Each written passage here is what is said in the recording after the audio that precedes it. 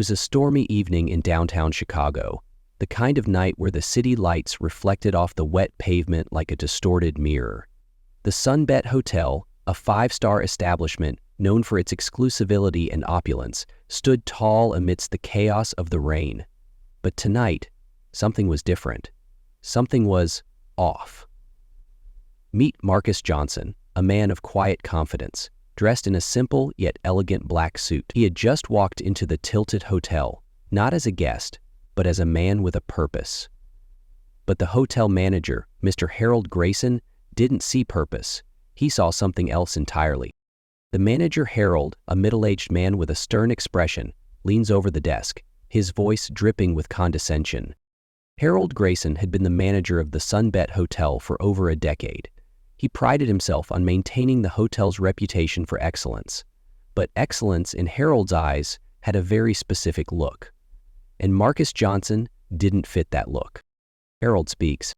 "I'm sorry, sir, but I'm going to have to ask you to leave. This establishment is for guests only." Marcus didn't flinch. He didn't raise his voice. He simply stood there, his eyes locked on Harold's. The other guests in the lobby began to take notice. Whispers filled the air. Who was this man? And why was Harold so determined to remove him? The Sunbet Hotel was no ordinary place. It was a symbol of wealth, power, and privilege, and Harold Grayson was its gatekeeper. But tonight, the gates were about to be blown wide open. Marcus Johnson wasn't just a man. He was the owner of the Sunbet Hotel, a fact that Harold Grayson was about to discover in the most humiliating way possible. Marcus had bought the hotel 6 months ago, but he had chosen to remain anonymous. He wanted to see how the hotel operated from the ground up, and what he had discovered was deeply troubling. Harold speaks.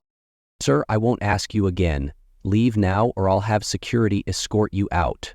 Marcus finally speaks, his voice calm but firm. "Call security if you must, but before you do, I suggest you check your records. My name is Marcus Johnson. I own this hotel." In that moment, Harold Grayson's world came crashing down. The man he had tried to kick out was the very person who signed his paycheck. The guests in the lobby erupted into murmurs, their eyes darting between Marcus and Harold.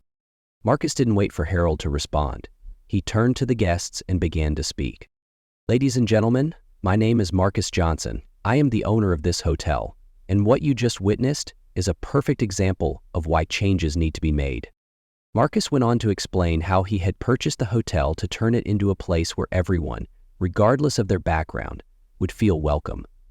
He spoke of his vision for a more inclusive and equitable establishment, and as he spoke, the guests listened, really listened.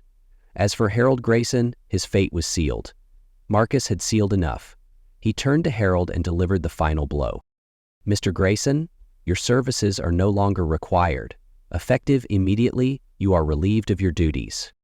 In the days that followed, Marcus implemented sweeping changes at the Tilted Hotel. New policies were put in place to ensure that no one would ever be treated the way he had been. The hotel became a beacon of inclusivity, a place where everyone was welcome.